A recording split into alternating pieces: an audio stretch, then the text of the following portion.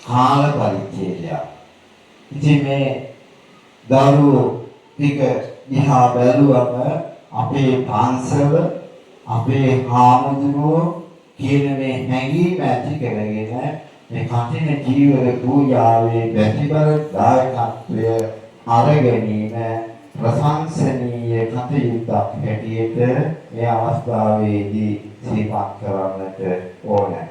විහාරස්ථානයේ ප්‍රමාණිකූලව විහාරාංග දියුණු කරමින් මේ ගමට ගමේ ගායක ගායිකාවන්ට නායකත්වය මාර්ගෝපදේශකත්වය ලබා දෙමින් අපේ ධර්මගවේෂී පඬිතු හාමුදුරුවන් වහන්සේ විහාරාධිපතීන් වහන්සේ හැටියට කටයුතු කරනවා.